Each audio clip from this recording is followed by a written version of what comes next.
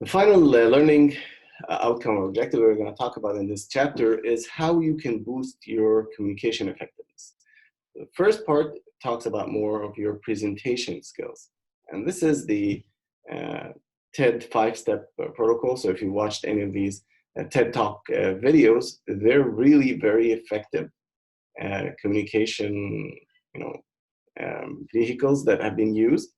And watching them over and over can give you really good ideas. And these are a couple of steps that you can use. So for example, what you can do is step number 1, frame your story. Think of your presentation as a story, not as of you reading certain bullet points off of slides. So the slides are there to help you and guide you and navigate you in case you forget, but you are the focus of that presentation. Okay, so talk about what your story is. That is very important. So I was once giving a presentation on digital advertising, and I wanted to talk about how it is very important relative to traditional advertising on TV and print and billboards. So I started out with saying, did you know that for the first time in 2019, spending on digital advertising has surpassed traditional advertising? So that sparked the interest of the audience. And then I walked through examples of different companies that have gone from traditional media to digital media. So plan your delivery ahead of time. Make sure that, as I said, you're not reading off of a certain script. I've had students who had these cards, and that they would just read off of them. I know that students are tense, that they are feeling nervous and that, but just writing it down and reading from it is never a good idea. I've done it before in the past and it has never worked out well for me. Or even memorizing it is also not a really good idea because you might forget, because you might be nervous. So the best thing that you should have is maybe a series of bullet points that would remind you of what you want to say, just like I have over here in this slide. You might also want, instead of bullet points, to also have pictures. Pictures could also remind you. They can trigger your memory and say, okay, this is what I wanted to say here. Develop your stage presence. Not everyone is the same. You have to maintain eye contact with your audience, but you don't have to jump up and down and woo and be crazy. Some people are like that. Some people are more calm. They're standing behind the podium, but they're engaging their audience. They're calm. They talk in a more engaging. Find something that suits your personality. And then plan your multimedia. We've talked about this a little bit. Don't make it, I've had in the past, PowerPoints, which are full of text and people are reading from them. You want it to be simple.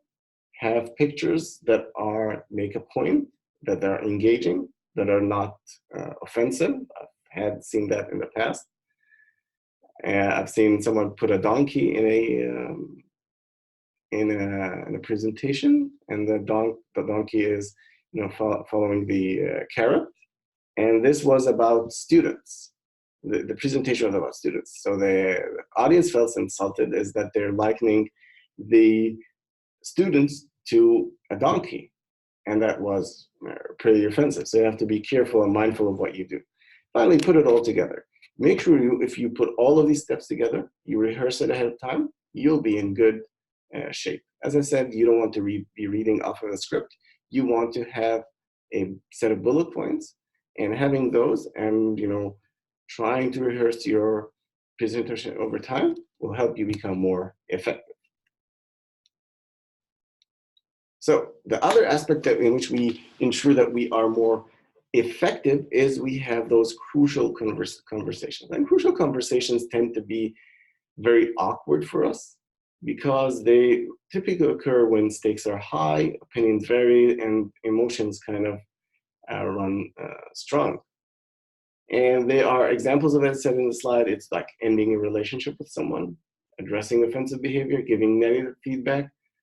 I had a student who came to me and said, Professor, these are, I've had troubles over the semester, personal issues, and is there any way I can make this up? So that's a very crucial conversation because, should I, try to accommodate the student because they've had certain personal problems? I might feel that's unfair to other students who might have personal issues but never brought it up to me. So it is a very difficult kind of situation. I think that when you, in these type of conversations, you should try to be as impartial as possible, not to judge the other person, and focus more on sharing what the facts are. For example, telling my student, you have not attended X number of sessions of the semester, and this, brought down your participation a whole lot. And I'm really worried about your performance.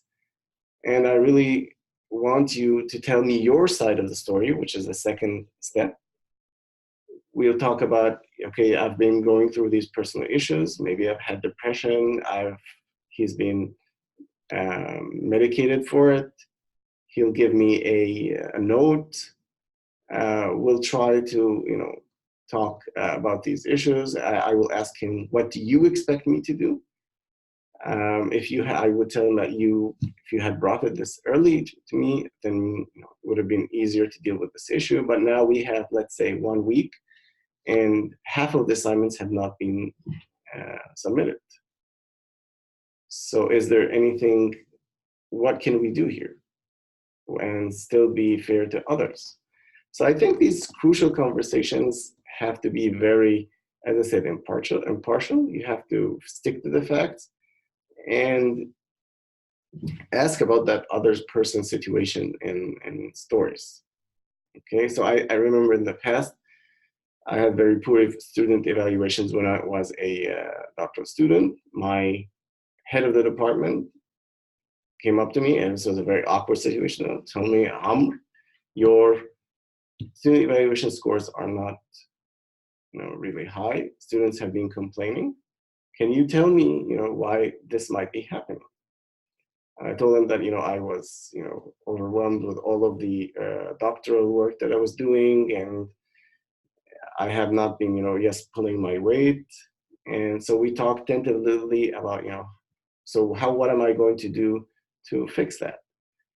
And we talked about reducing maybe my teaching load for a semester, making sure my scores come up, and that kind of worked out. So that's an example of a crucial conversation. Finally, in communication, there is managing your boss. And this is a very awkward situation because, giving feedback to your boss and making sure that they know what they're doing is wrong is a very awkward situation, I would say, because they're the ones who are evaluating you. Making sure that they're receptive towards your message and towards your feedback is very important. And that you're not trying to identify what they're doing is wrong. It's okay. Oh, you shouldn't do it this way. You shouldn't, introduce this new course in marketing. You should be doing this. I think it should come more of a conversation. Okay, so sitting down together, and I think, and then saying, okay, maybe I think as a team, we should be doing this. Maybe we can consider this alternative, and so forth. So these are a couple of issues that we've talked about when we talked about communication. Let's take a look at this question. George is planning to give a presentation at a conference. Which of the following should he not do? A, put multiple ideas on each slide to be efficient.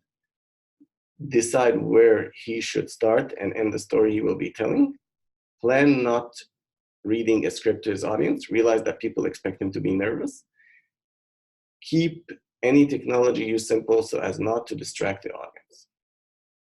Okay, so if you said A, put multiple ideas on each slide to be efficient. No, you want to keep your slides simple.